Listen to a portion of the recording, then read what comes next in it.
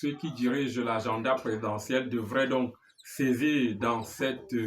visite du pape au Cameroun et plus précisément dans la région du Nord-Ouest à Bamenda, une opportunité de préparation du terrain pour que le président de la République lui-même descende, parce que vous avez bien vu que le pape a ouvert le cœur des Camerounais de cette partie du pays-là, qui, voyez-vous, n'avaient besoin que de quelqu'un qui vient leur donner la parole sans filtre. Et on a donc bien observé que pendant cette visite du pape Léon XIV à Bamenda dans la région du Nord-Ouest,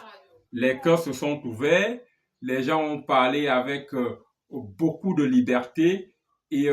ça crée comme une onde de choc dans le cœur des Camerounais qui aujourd'hui sont prêts à dialoguer, à comprendre qu'il est temps finalement d'en finir avec cette guerre. Et je pense que le président de la République devrait donc saisir cette opportunité de la visite du pape dans la région du Nord-Ouest pour descendre lui-même effectivement sur le terrain. Question de parler sans intermédiaire à ses concitoyens, de leur tenir le langage de la vérité et de leur dire effectivement, il y a eu des problèmes et je voudrais emprunter cette sagesse du docteur Charles Ateba aîné de regretter mémoire qui disait le Cameroun a été colonisé tout comme la France a été colonisée, la Chine a été colonisée, mais ces pays ne sont pas restés attachés à la colonisation. Et c'est ça le problème du Cameroun aujourd'hui. C'est que 60 ans après les indépendances, on continue encore à calquer certaines régions du Cameroun de régions anglophones, francophones. Ça ne veut rien dire. La langue française ou la langue anglaise ne devrait pas définir l'identité d'un citoyen camerounais. C'est pour cela qu'à un moment donné, on est tenté de souscrire au projet idéologique de Cabral Libby qui parle du fédéralisme communautaire. Parce que les Camerounais beaucoup plus se reconnaissent dans les communautés que dans les appartenances linguistiques francophones, anglophones. Et donc, je pense que le président de la République doit saisir cette opportunité de la visite du pape pour descendre dans les régions du nord-ouest et du sud-ouest, parler à ses compatriotes, parce qu'on a bien vu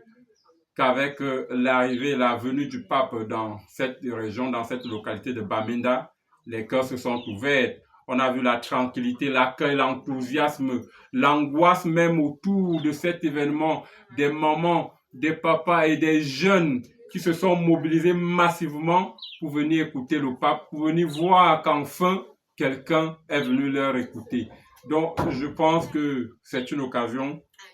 que devraient saisir les gouvernants pour, n'est-ce pas, embrayer sur la résolution définitive de cette crise. Parce que, voyez-vous, depuis 2016, à la survenance de cette crise,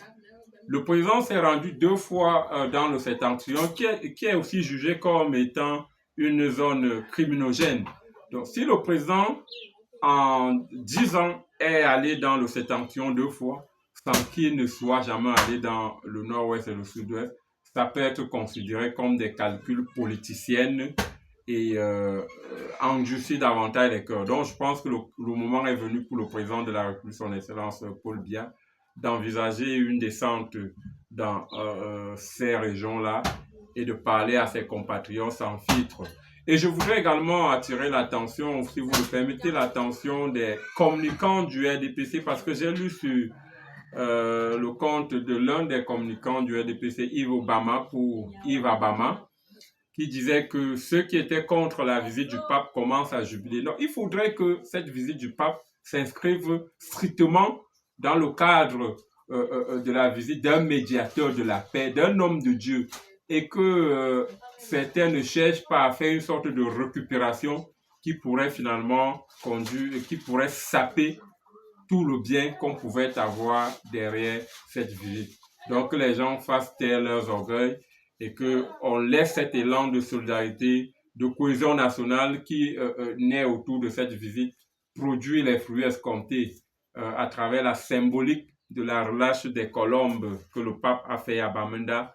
On garde fort espoir que cela peut être le début de la paix définitive dans ces régions-là. Merci.